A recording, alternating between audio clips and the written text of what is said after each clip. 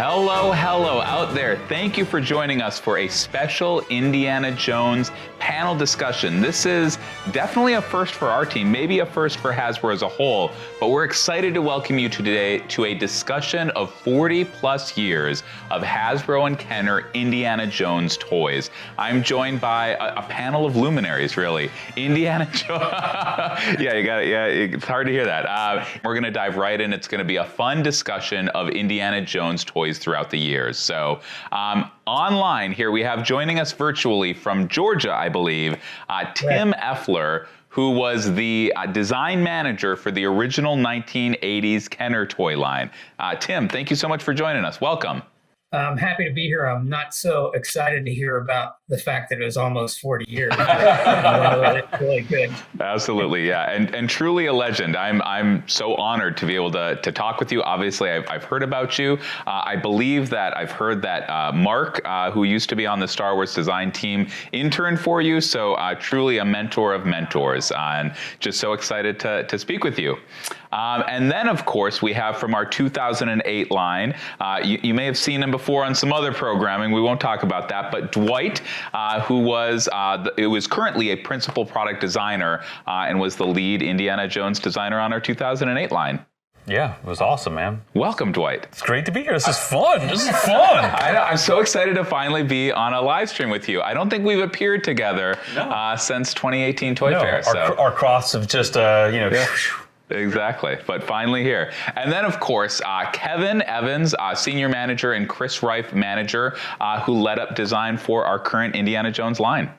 Welcome, guys. Excited to be here. Yeah. Appreciate you having us. Worlds colliding all around Indiana Jones. I know we all work on different stuff all the time, but when there's an overlap like this, it's really great to get together and chat. Absolutely. So we're excited to talk about those three different eras, how Indiana Jones product has changed and evolved, what's the same, and just generally share some fun stories from throughout the years. And this is really going to be a conversation. So let's chat and let's dive right in. So first thing I wanted to chat about is let's first hear about how the design process has changed from the 1980s to the 2000s and then to today. I'm excited to hear what's the same and what's different. So first off, Tim, can you just quickly bring us through the design process for the first Indy figure in the Raiders line? Yes, well, maybe not exactly the first because first we're talking 40 years ago, so my memory might be a little rusty on this. But I think the important thing, regardless of what figure you're working on or what place or whatever, is that the process was pencil to paper. Yeah. It was all hands-on. We were doing hand-rendered marker renderings for presentation purposes. We were doing layout drawings by hand to supply to the model makers who would in turn build the products, build the samples with their own hands.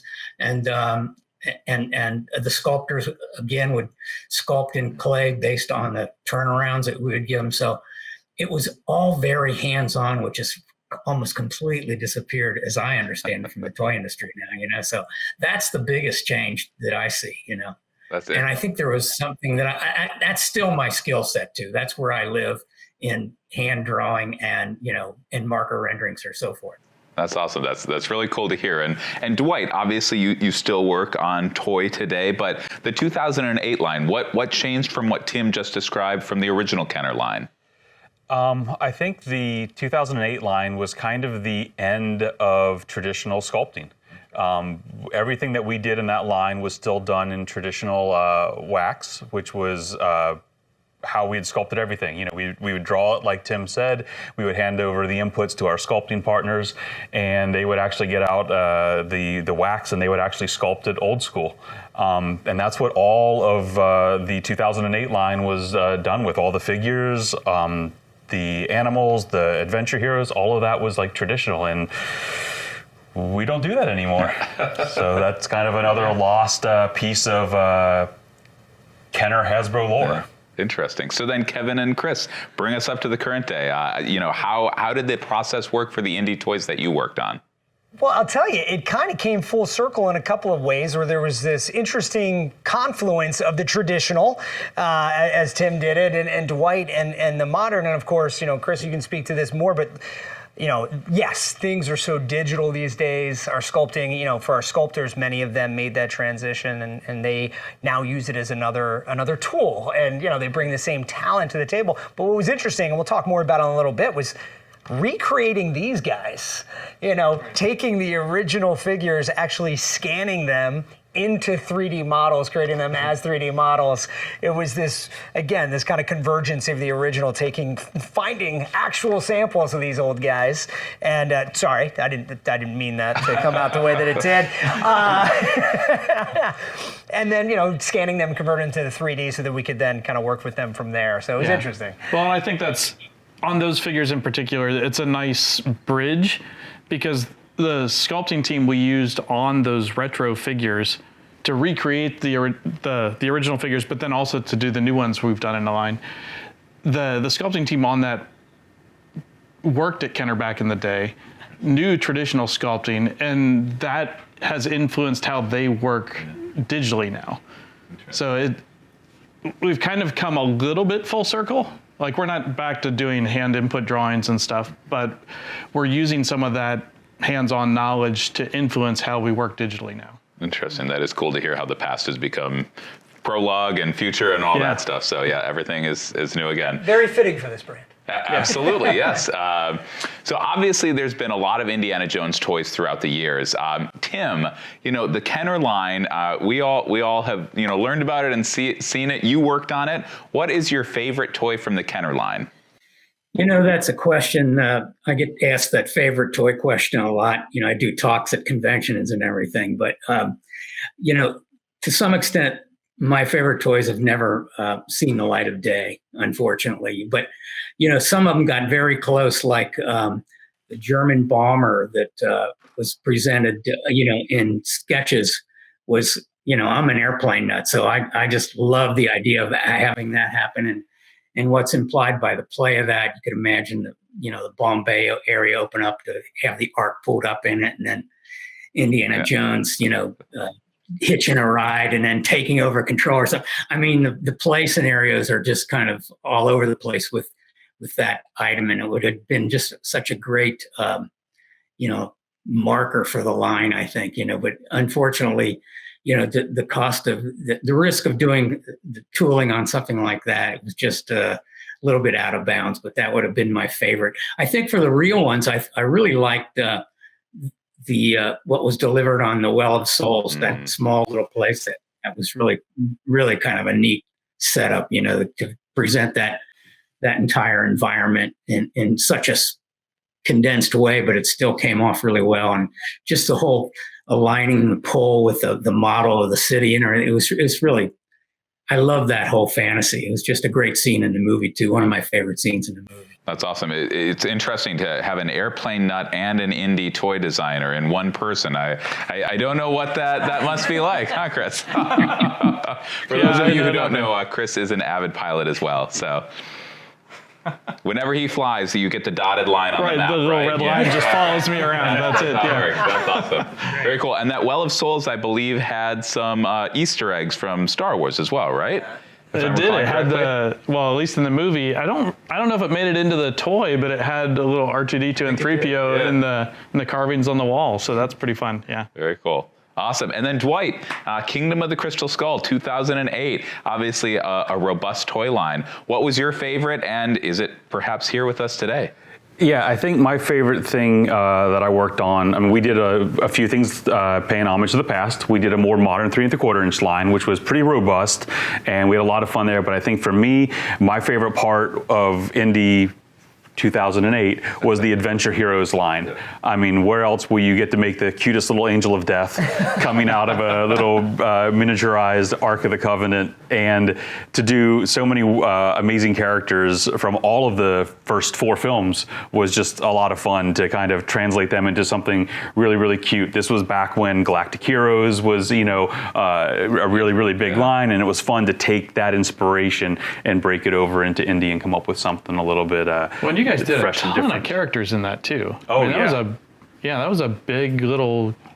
A big little line. Yeah, we got a little sampling here, but I mean, like I said, you look at we got an adorable little Willie Scott from Club Obi-Wan with Lao Che's diamond, and Come on, man. This line was gold, man. Or diamonds. This line was diamonds. So yeah, that was probably one of my favorite pieces of the 2008 line. Very cool. And then again, fast forward here to the present, Kevin and Chris. Only revealed product, please, but favorite item in the current Indiana Jones line.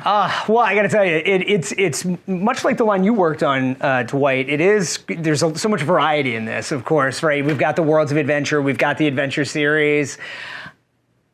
I'm going to talk about the Worlds of Adventure. That was a fun one to work on because the storytelling involved. Right, that you have these moments, not just from one particular scene, just one particular film, but things that really capture the essence of the adventure, the fun of Indy, and things that fans are going to recognize. Those of us that grew up with the original films will recognize these, but it's also just such core play for younger fans, a younger audience. There's so many elements here of finding a treasure, having a place to store it away, little nods to, having a foil in there, whether it's a cobra and, of course, the boulder. So it's fun both for this is what I'm talking about right here. So yeah, this was fun thinking through what is the story of the play pattern? How do I set up that play story? And also using, the films and the lore as fodder to do that. It was just a lot of fun to work on. It's a tough ask, but I'll go with this one. How about you, Chris? Yeah, it is a tough ask. I think I'm going to go with the retro figures that we did new in the style of the Kenner stuff. I mean, I cut my teeth in the toy industry working for Tim.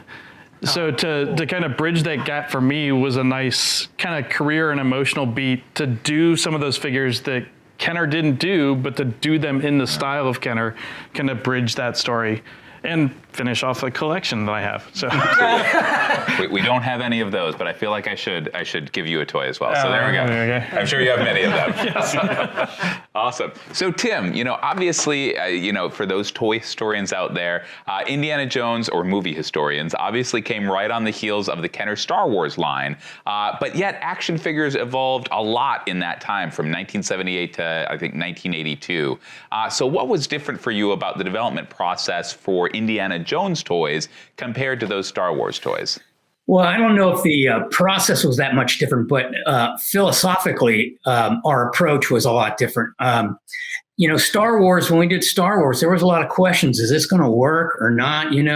We did, we're proposing this 3 3/4 inch line for the first time, really kind of, it was a paradigm shift for action figures, because up to that time they were 12-inch figures, G.I. Joe and Big Jim and Johnny West, they were all these big 12-inch figures. And so we hedged our bets by doing a 12-inch line, which people still do, like you guys are doing still a little bit, based on, now it's kind of based on the success of what we had done with a $6 Million Man and the success of G.I. Joe and so forth. So that was a standard. So so Star Wars was, we were very kind of tentatively going at it. And it was like one of these things, well, will this work or not? It's based on a movie, nobody's really done an action figure line. A movie could be gone in 2 months. And what are you doing here, So it was a really big risk. But after the success of that, Indiana Jones, the outline or the framework for what we could do now was set. And everybody was on board right away and very focused on delivering, certainly a 3 3/4 inch action figure line, and the whole company is behind it in a much broader and big way, So I think that's the important difference, is the way I see it. Is not so much the executional aspect of how we approached action figures, but certainly the company's mindset was really different at that time. Interesting. That's cool. Yeah, no, I was thinking of, obviously, I know the retro lines for both, and know that Indy's got the kind of, the action feature, and I believe articulated knees, but you're exactly right. What you're speaking of is so much larger and impactful than kind of those smaller details. So that's really cool to hear about. So we've been talking a lot about the process. The audience has also obviously evolved as well, and one of the reasons I've been so excited about the Indy line is is the fan community out there.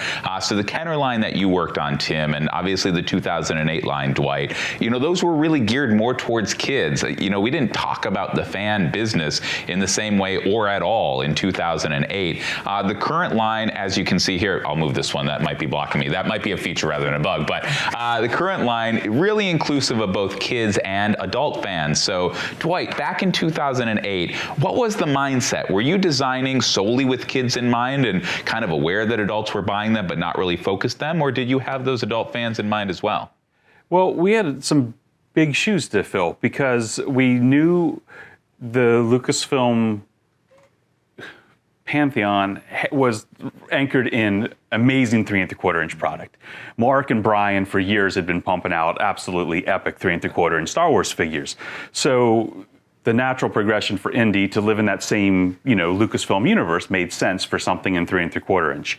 And looking at what was done in the past, the very, the original 80s line, we're like, well, we've evolved a lot with what fans expect and what, play is wanted to be included. So we really tried to make these figures articulated enough that an adult fan would be into them. We had some fun with them. We added like a treasure hunt. Yeah. All the figures had different relics that you could collect and find, which was kind of fun for kids or adults to collect. And then, we kind of looked at things like the Adventure Hero, knowing that the franchise had been gone for so many years. Me as an adult might want to get a product that I could play with my youngest child. And that was kind of some of the DNA behind Galactic Heroes and what became Adventure Heroes, because it's like, I have this for me, I can give that to my little kids and have them experience some of the crazy characters from the lore. So it was kind of bridging the gap between, what we thought an adult consumer would want and what a kid would be excited about as they got introduced to Kingdom of Crystal Skulls and this whole new character of Indiana Jones to them. Yeah. That's interesting. So kind of a dual focus. You were aware of both audiences, trying to design toys with both in mind. And then, of course, we've got the current line. So Chris and Kevin, how did you approach, and here's where I think it's more explicit, right? Like different targets for different products. But how did you approach the kid and fan products differently for Worlds of Adventure on the one hand, the Action Kraken Whip, one of my favorite products here, the 12-inch Indy I showed versus the Adventure series that we've got here, the Retro, the Staff of Ra. How did you approach those differently? Yeah, I think the thing about Indy is the fact that we're 40 years in now, right? And like so many other franchises, it kind of transcends time, becomes a generational brand. And Indy's such a consummate hero. It's a testament to the franchise. It's a testament to the films that there are so many levels to engage with the brand. And that's similar to other brands we've worked on. It was really exciting, just to touch on each of them here, it was really exciting to bring, the standard that's been set by, the Star Wars Black series. I feel like I'm in good company. I can mention this, and Marvel Legends as well. I don't know if I should mention that one, but it's all part of the Disney family. There we go. It's all good. It's all in the family. But to know that there were big shoes to fill there, that there were high expectations to bring this brand into that was a challenging but exciting opportunity. And then at the same time, knowing that following suit there, that the appetite for these figures, and that's one thing that I always love is, Tim, what you've provided for us, why so many of us are in this industry, it's because of the memories that we have playing with these. Right. And you're not just dealing with recreating something that's going to go on a shelf today. You're recreating a memory. You're recreating an experience. You're creating that moment in time for somebody, the smell of the toy box that you had as a kid, right? Like all of these things evoke those memories. And so it was a tall order to recreate these. And, knowing too that there was appeal here for a fan who wanted to recreate that moment, but creating a new moment that maybe someday a kid wants to recreate. Maybe someday this ends up in a toy box and somebody says, I remember that. And man, the fun I had with that, the stories I told with that.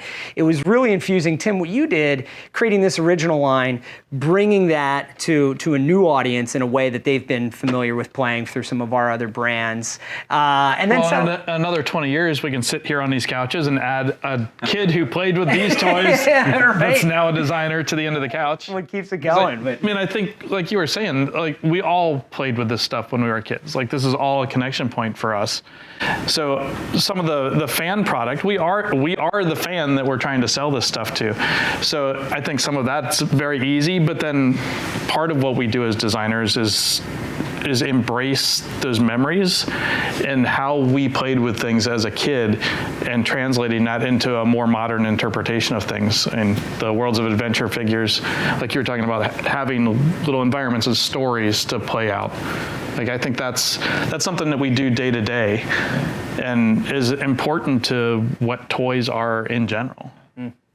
And I think something unique on Indie, and Chris, I know we've talked about this, but the idea that we didn't release these in succession with the films the way we have with other brands. Like the fact that we had the entire history of the franchise and able to release them sort of in collections according to the films was a lot of fun, and we had so many conversations back and forth. Patrick, I remember this, mapping it all out, figuring out what was there's so many great moments to capture. How do you kind of give a nod to all of those things? How do you, and we know that this is a community of fans that appreciates nuance, and how do you service that nuance for not in each assortment, but down to the figure itself. The build an artifact thing. I mean, when you and I, Patrick, first talked about the Indie line, we kind of did a rough layout of what figures we might want to do. Build an artifact was not on the radar at all. And then that was, once we handed it off to you guys, that was one of the great additions that came from that collaboration. So I think that sort of thing and just like these talks and carrying on the conversation really enhances this stuff. And that was a very particular great add to all of this, so. Tough to figure out how to split up the Ark of the Covenant. Without looking inside. Yeah. Because you don't want to look inside. Yeah, I'd like to jump in with a comment on that. You guys are talking about collaboration there, and I really want to stress that, you mentioned I was design manager at Kenner Time, but I wasn't responsible for all that stuff that was happening with Indiana Jones. There were so many creative people, and it was such a collaborative place. It was not a I, me, mine environment. It was really a wonderful experience for designer in any level to be part of that collaboration and making that line happen. That's awesome. Yeah, no. Yeah. Same here. Yep. I mean, we are a very small sampling. We're not even all the designers that were on this. We're just a few.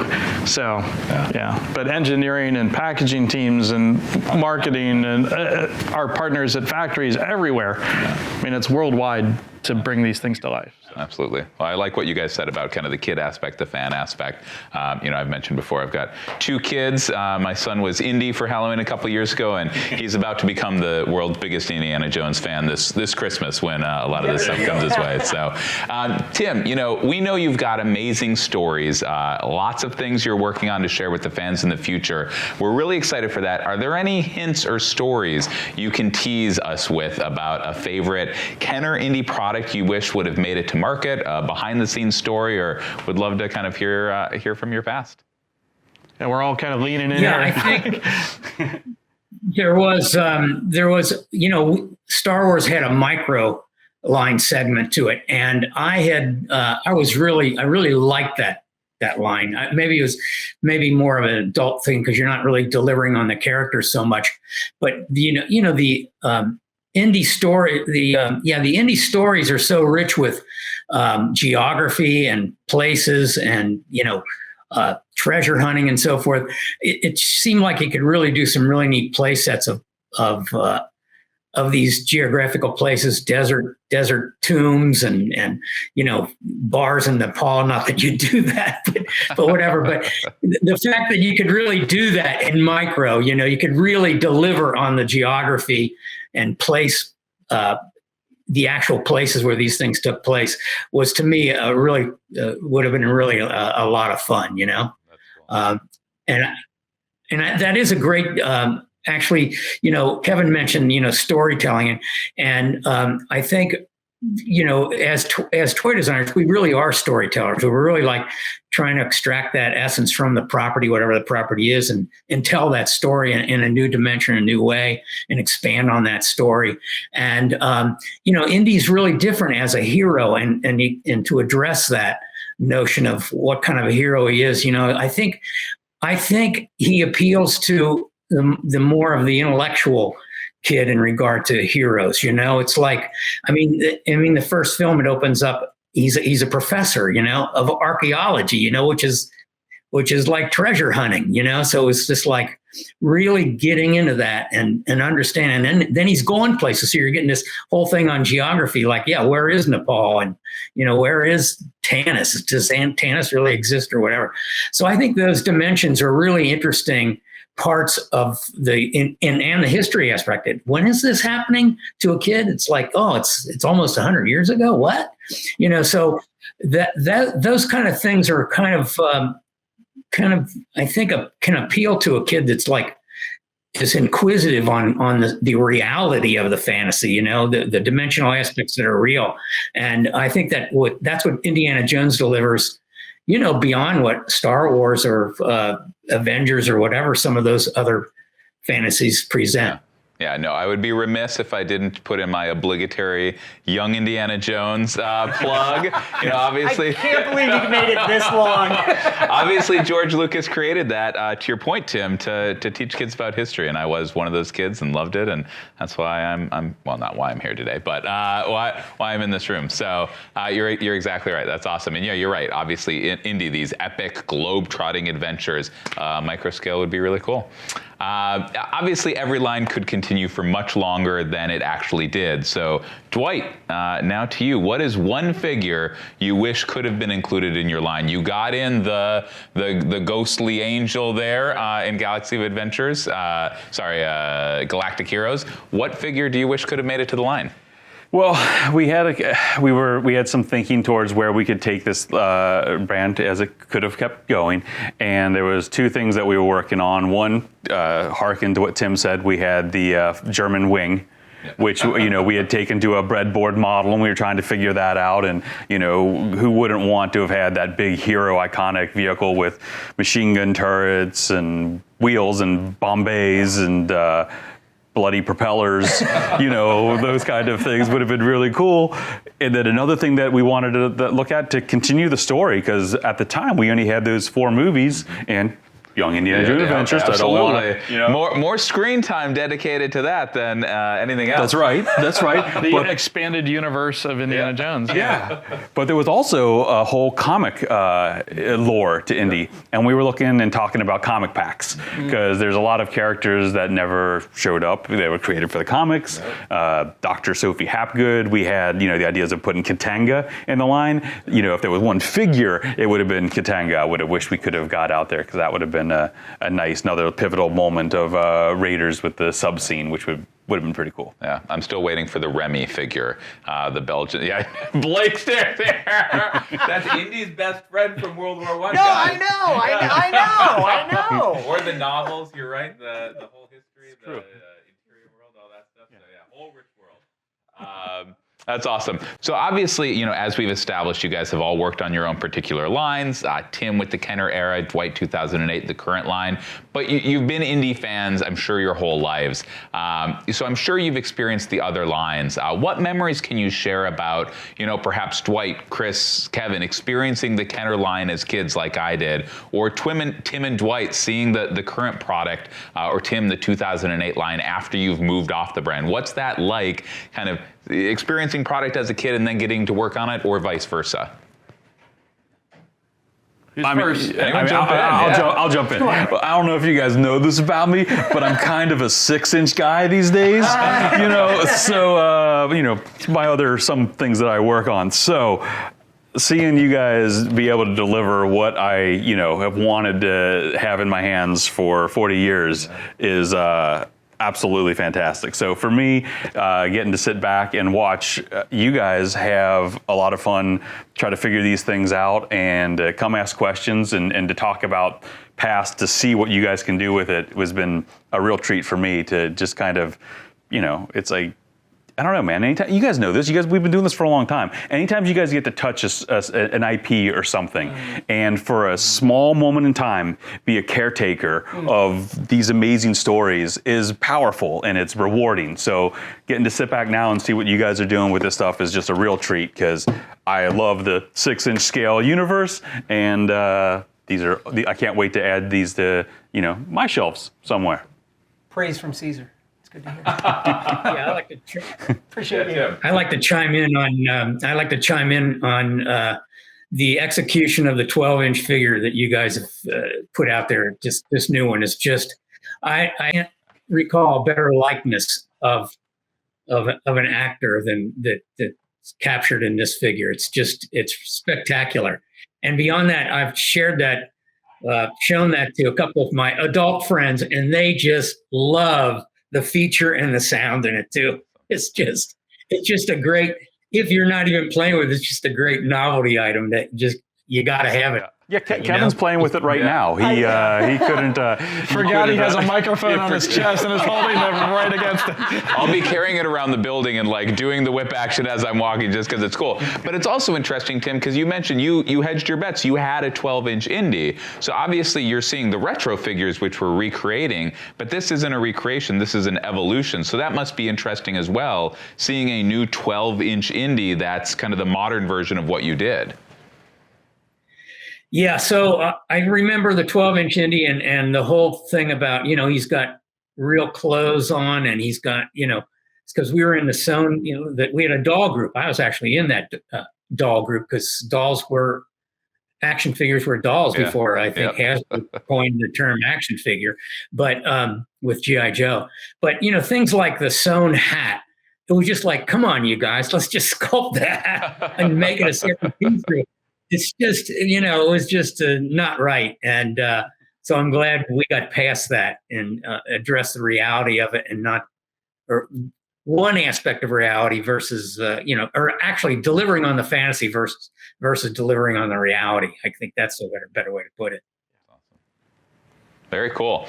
So Dwight, Chris, and Kevin, so for you like me, I'm sure you loved Indy long before you started working on the product. I'm sure when you saw the Indiana Jones Chronicles, absolutely. But do you remember your reaction when you learned you would be getting paid to work on Indiana Jones toys? I do. I remember that being a very hard conversation to not have with friends. Because early on, we started so early that we couldn't talk about it. I mean, we weren't even talking about it in the building. Yep. So it was, because the brand was tough. only announced last year. Yeah. We started working on it a few years ago. Yeah. Yep. And it was tough, even from, I don't think Dwight and Kevin knew initially that it was even a possibility. Yeah. So I think that's kind of the initial memory of that for me, is like, oh my God, we can't even mention this. I got hit with a very large wave of hate when I got to work on the Indy line, because there were a lot more of jealousy. There were a lot of Star Wars team members. The green-eyed monster. They had never had the opportunity to go to the Lucasfilm archives in San Francisco, and on the first couple of weeks of Indy, they're like, Dwight, you're getting on a plane and you're going to the archives, and I'm like, okay, let's do this. So they, you've got your notebook with you. I got my notebook from taking notes from back in the day. archive, just like Indy would have. Yeah, exactly. I was like, Don't zoom in too closely. I was drawing up, getting actual measurements on the Ark of the Covenant, and then That'd be a great fan exclusive. We should just make copies of Dwight's notebook. Color specs. Did you have to open the crate that it was in to get those sketches? Absolutely not. You kept my eyes closed. Yeah. No, we were. They were giving us all these artifacts, and we were writing down the color specs of like all of Belloc's stones. That you could then one day give to the next designers that would work on. That would have been. That would have been handy to have, Dwight. Thanks. I got to experience that envy in retrospect, because the only access. Dwight has accidentally activated his 2008 whip. Sorry, go ahead, Kevin. No, I was just saying I got to experience this envy in retrospect because the moment in history we were in, I couldn't travel out to the archives. Not even assuming I would have been invited. I don't have your cachet, but I got to relive the archive experience of a very fresh-faced future in front of him, Dwight.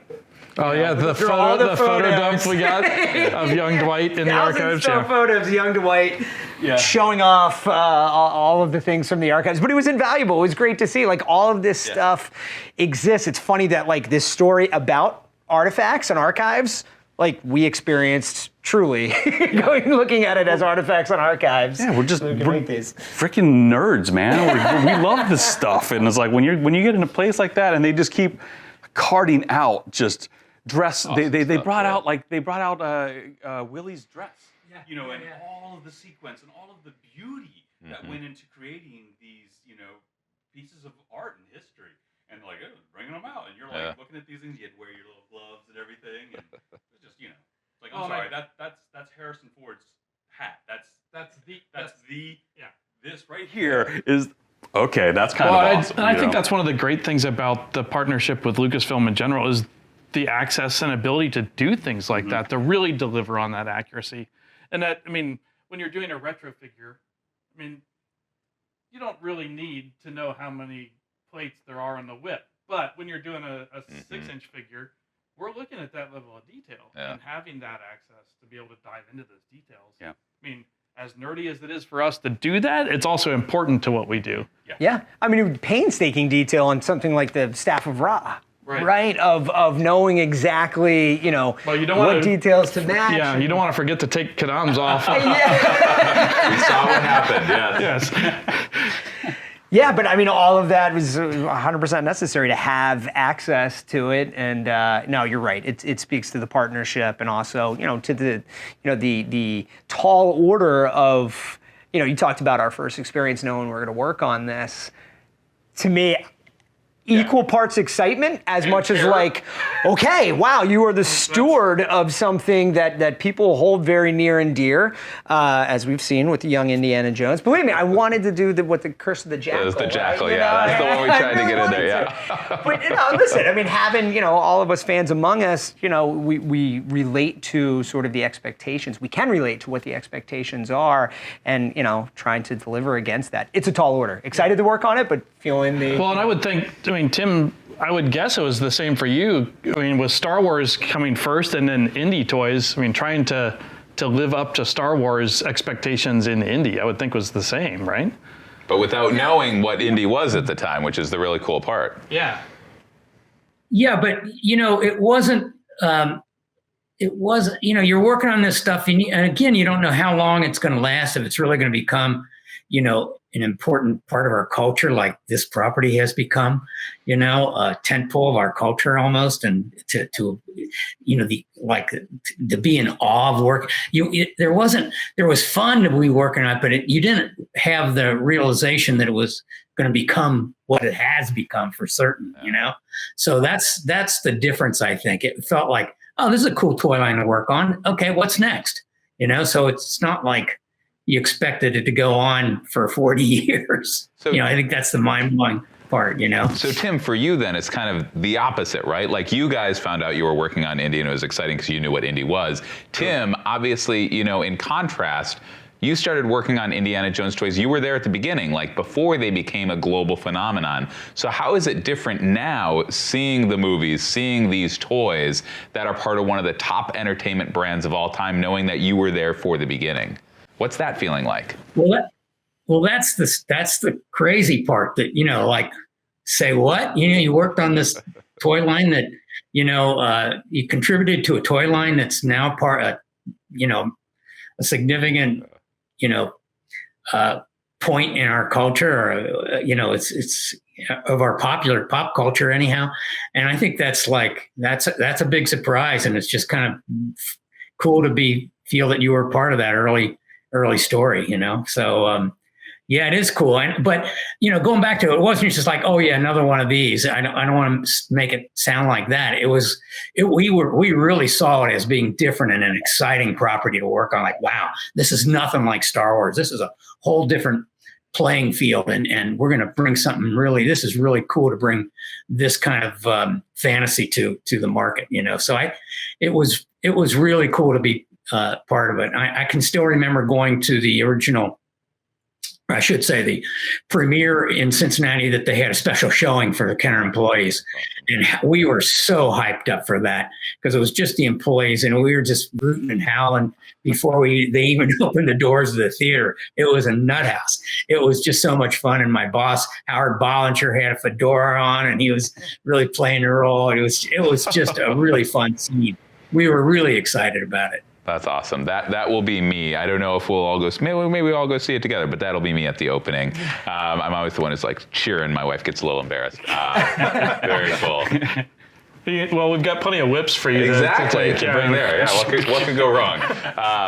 So that was all amazing. So those were all my pre-scripted questions, but I'm sure you guys have amazing stuff to share. What last thoughts do you have? What did I not ask that you would love to share with the fan community? What awesome kernels? I think let's start with Tim, go through Dwight, and then Kevin and Chris. So Tim, last word. Yeah. So the thing about Indiana Jones at Kenner, when the line was kind of like dying out. I'm not necessarily dying out, but we knew that there wasn't going to be another movie to support it. We still, the designers still believed that this had a lot of traction if we would support it with, new fantasy stories or whatever. So I actually was writing little vignettes of storylines and coming up with new heroes, companions for Indy, new villains, new playset, new fantasies, and some of those were really fun to work on. So I took that all the way to illustrated boards of all the characters. Wow. There was always a hero, companion for Indy. There was always an evil nemesis. There was always some hardware that was part of facilitating the fantasy, and those were really fun to work. It was really fun to work to extend the story, and I wish some of those could have happened. That was really a lot of fun. Where were they set, Tim? Were they set like in the movie era? Were they set in the 20s? Yes. Was this the kernel of the Young Indiana Jones Chronicles, perhaps? No. When were they set? No. It wasn't a prequel. It was the same period. So I would pick, I did one that was called The Star of India, I called it, with not the gemstone. But the notion was that these Hindu mystics had levitated an orb, 100 miles up in the sky, and you can only see this reflected when you're close to it, like in India. Yeah. And it had the secrets of eternal life enclosed within it, and it was kept up there so it wouldn't fall into the wrong hands. And so there was this evil Hindu mystic who was going to break that spell and get the secrets of eternal life. And so and so I illustrated characters for all this stuff. And he was blind. He had an eagle on his shoulder, and that would see for him. Kind of borrowed that from some of the Sinbad stuff, whatever, I don't know if the microphones caught it, but there was just a big sigh of, from all of us who wish we would have had that toy. There was another one that had a Japanese, a renegade Japanese admiral that had a mini sub, and he was going for some lost Atlantis death ray beam that was on the bottom of the ocean. Did that. There was another one that had a renegade Russian general, and there was some Arctic. You're capturing all the underwater snow, like these are all great action figure tropes. Then there was one that was happening in Scotland too. So I just kind of wrote all those things, and it was a lot of fun in illustrating them too. That's awesome. But it never went anywhere. Very cool, Dwight. Last word, last thoughts. I just think, the magic of Indy is the hunt, the treasures, the trying to find these things that have been lost to time. And it was just a pleasure for me to, back in 2007, 2008, to be able to make a next generation of treasures for fans out there to collect and value and use as the tools to fuel their imagination to tell their own stories. You know, Tim just talked about all these amazing stories he was working on. It's such a pleasure and a joy as a fan of toy myself to be able to have the opportunity to have made some of these things that got into the hands of other children or adult fans who wanted to tell those own stories or make up their own stories, and to have that connection to them by making some of these things and getting them out there into the world for everybody to be able to appreciate and enjoy these amazing IPs and create their own is it's magical. It's a cool little piece, and you know, for that little window to have got a chance to do that was a real pleasure, and it got me to sit here and meet Tim and talk with all of you knuckleheads over all this awesome, amazing stuff. So that's all I got to say, man. And then the fresh-faced new kids on the block here. New kids. Kevin. You know, we've talked a lot about generational play, and you know, I've worked on a lot of different brands, but every so often I get to experience firsthand that generational brand that I grew up with, that I loved, and I get to pass that on. My son is 10 now, and he's a huge World War II buff, and so he's become a huge indie fan. In particular, World War II Airplane. You guys should chat. But it was great that I get to work on, you know, stuff that he's getting into right now, and Bring get that to back to experience it with him. Yeah, no, but it, like, honestly, this is the kind of thing where like I get to tap into what's going on at home and think about, all right, what does he want to play with? Yeah. What would be fun? Focus group of one. Yeah, and not that we drive everything from that, but the fact that it gets to come that close to home, not just reliving an experience that you had as a kid and having that again, but to then get to pass that on literally to your own son and to, you know, just that large next generation. There's not too many brands you get to do that with. This was a great experience all around, especially in that capacity. So Very cool. I'm grateful for it. Awesome. And Chris? Yeah, in a similar vein, I think a lot of what we do in general is we provide a way for people to connect or reconnect with a moment in time. And I think especially in 6-inch world of figures, like you can pose out some of these figures and immediately pull yourself back to the time you saw that in the theater. And I think toys in general, product in general, does a really unique thing in tying us emotionally and physically to a thing, to a story of indie or whatever. And I think in a way we're making artifacts the same kind of things that indie goes hunting. We're making those for a generation of people and finding a way in ourselves to connect with that story, with the stuff. And I think that's super meaningful. And it bridges gaps in people, and you can go to a convention, you can sit there and have a conversation with someone you've never met before about that moment in a film or what that figure posed out that way makes you think of. We did it at Celebration. We had tons of those kind of conversations, and I think having conversations like this is important. I mean, sitting here and making the connection with Tim again and telling these stories and hearing this stuff and just sharing all this with people, I think is an important part of what toys and product do. So. Awesome. Very cool. Well, and I agree. This is the best part of my job, having conversations like this. And I learned something, which is great as a student of history, and just had a lot of fun. So Tim down there in Georgia, Kevin, Dwight, Chris, thank you guys so much. This was really a privilege, really a pleasure. And out there, stick with us. Obviously, the new movie launches in a few weeks, a month or so. We're going to keep ramping up the excitement. Stay tuned to Hasbro Pulse social channels for more great things to come from Indiana Jones. We've got more reveals. We have more news. It's going to be amazing next several weeks. So thank you so much for tuning in, and have a great rest of the day. Bye, guys. See y'all.